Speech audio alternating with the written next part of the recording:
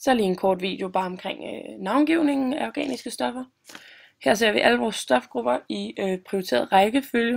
Det vil sige, at carboxylsyre er vigtigere end aldehyder og ketoner og alkoholer. Og det vil sige, at de er vigtigere end, det er, at man bruger deres suffiks. Så hvis der både indgår en carboxylsyre og en keton, så er det altså syre, som er suffikset og ikke on. Så vil vi gerne navngive, og der er simpelthen en helt speciel måde at gøre det her på. Først så finder man den højst prioriterede funktionelle gruppe, og den funktionelle gruppe, du er kommet frem til, det er så navnets suffiks. Herefter så finder du så hovedkæden, det vil sige den længste carbonkæde i molekylet, og så gør du så det, at du nummererer C-atomerne i den her kæde, så carbonatomet med den højst prioriterede funktionelle gruppe får lavest mulige nummer. Så molekylet navngives altså efter carbonhydrider af samme længde. Det du så gør nu er, at hvis der indgår dobbelt- eller trippelbindinger, så bør de indgå i hovedkæden. Femmeren her, det er, at du angiver placeringen af de funktionelle grupper, af de sidekæderne du har, og det er de substituerende grupper. Det gøres ved, at du angiver nummeret på carbonatomet i hovedkæden, som den her gruppe sidder på. Og hvis der så er flere samme gruppe, så kalder man det så di, eller tri, eller så videre. Og hvis de sidder på forskellige carbonatomer, så angives alle de her numre med kommaer imellem. Så 1,2 diol, 1,3,5 triol. Og det sidste du så gør er her, at du navngiver dine sidekæder ordentligt. Det vil altså sige, at hvis du har et carbonhydrid, vi tager carbonhydridet propan, som er 3 C'er, så vil det som sidekæde hedde propyl. Okay, så kigger vi her på nogle eksempler. Her ser vi 2 syre, som vi kan se på den her COOH-gruppe, som er sidder her. Og det første vi gør, det var jo at finde den højst prioriterede funktionelle gruppe. Og hvis vi lige tænker tilbage, så kan vi huske, at carboxylsyre, altså den her syregruppe her, det er faktisk den højst prioriterede gruppe, der findes. Så derfor ved vi, at begge de her stoffer, de har suffikset syre. Så finder vi hovedkæden, og det er 2 rimelig simple stoffer, vi finder hovedkæden i. Det er CC her, det vil sige det er etan, og CCC her, det vil sige det er propan. Derfor er det rimelig simpelt at se, at den her, den må hedde etansyre, som vi også kender som eddikesyre, og det her stof herovre, det må hedde propansyre. Så ser vi nogle eksempler på aldehyder. Igen her, vi ser først, hvor den højst prioriterede gruppe er, og eftersom der ikke er andet end vores aldehyd her, og her, og her, så må det være den højst prioriterede gruppe. Så finder vi jo så hovedkæden, fordi den længste kæde er C'er, metan, etan, propan, og så bliver det tydeligt at se, at det må hedde metanal, etanal og propanal, som der også står hernede under der. De metanal og etanal har så også uformelle navne. Det der er med aldehyder er, at de altid er endestillede, som vi også ser her. Så kigger vi lidt på ketoner, og vi husker jo, at ketoner og aldehyder, de er kendetegnet ved den samme gruppe, det her dobbeltbinding til et O, det vil sige en oxo- eller en carbonylgruppe. Men aldehyder, de er endestillede, og ketoner, de er sidestillede, som vi så ser her. Derfor kunne man være fristet til at kalde det her molekyle for 2-propanon, ikke? Fordi de har propanen her, og vores suffiks on. Men faktisk behøver du ikke kalde den 2-propanon, men bare propanon. Fordi den her oxo- eller carbonylgruppe, så en carbonylgruppe i det her tilfælde, den kan jo ikke sidde andre steder, hvis det skal være en keton. Hvis vi havde sat dobbeltbinding til O'et herude, så havde det været en aldehyd, og den havde stoffet hed propanal. Godt, så kigger vi på her nogle alkoholer. Vi husker, at der både findes primære, sekundære og tertiære alkoholer. Så det vi starter med at gøre, det er jo at finde den højst prioriterede funktionelle gruppe. Og her ser vi, det må være vores hydroxygruppe, her og de to steder her. Og derfor må suffikset være ol. Så finder vi den længste C-kæde, altså hovedkæden.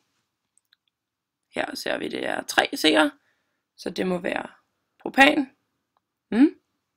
Finder også den, hvor den funktionelle gruppe sidder på, så den får den kortest eller lavest mulige nummer. Så den må hedde 1, 2, 3 eller 1, 2, 3 her. Det er sådan set ligegyldigt, det vil være det samme stof. Her 1, 2, 3, 4, så det må være butan. Og her til sidst, så ser vi, at den længste kæde, vi kan danne, det er en kæde på 3 C'er. Her, eller her, eller her. Fordi vi må ikke starte med at tælle her. Så den her, den kommer altså til at have, vores hydroxygruppe her, kommer til at have tallet 2. Yes. Så kigger vi her. Vi husker primære, sekundære og tertiære alkoholer. Og så navngiver vi den her. 1, 2, 3. Vi fandt ud af det jo på propan.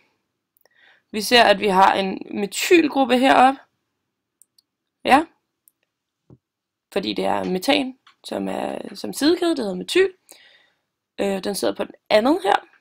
Så 2 metyl, propan, 1 ol. Fordi vores hydroxygruppe sidder her. Så går vi videre. Vi fandt ud af, at det var butan. Sidder på det andet carbonatom, så det må være butan 2 ol. Her sidder jeg igen på det andet carbonatom. Og vi har altså også en metylgruppe, som går ud fra det her carbonatom. Det er værende den her, eller den her, eller den her. Yes. Derfor så kalder vi det her for 2-metyl. Siger det den her nu. 2-metyl, propan, 2 ol. Yes. Og så lige kort hernede har vi endnu en alkohol. Der er 2 alkoholgrupper, 2 hydroxygrupper her. Så derfor kalder man den en diol. Vi ser, at eten, det er alkenen, som vores alkoholer sidder fast på.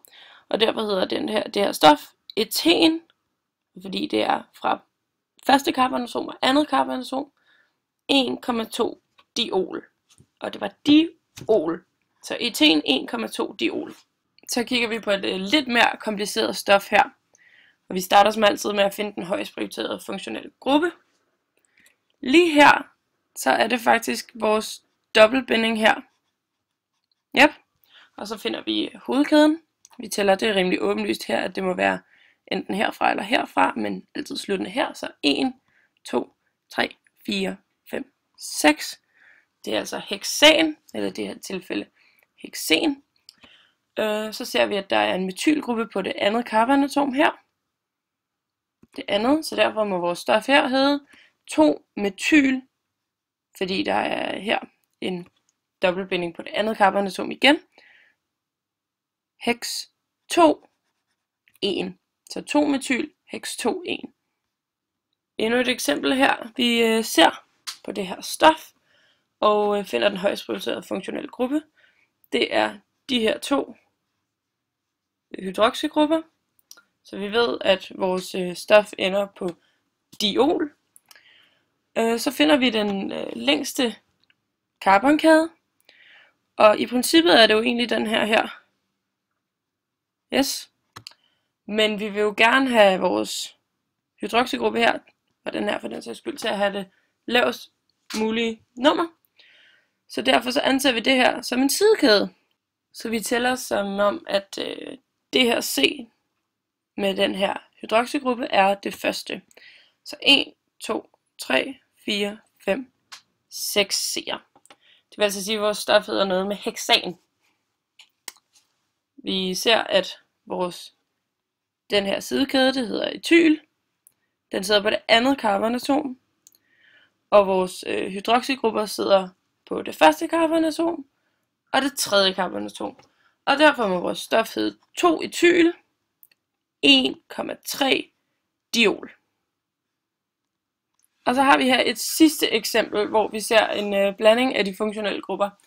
Vi ser, at der både her er en syregruppe og en hydroxygruppe. Og som vi husker, så er syregruppen højere prioriteret end hydroxygruppen. Så derfor hedder vores stof her syre til sidst, så det har suffikset syre. Vi tæller den længste C-kæde her. 1, 2, 3. Så vi ved, det er noget med propan.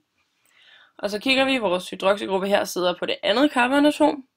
Så derfor må det her stof hedde 2-hydroxypropansyre.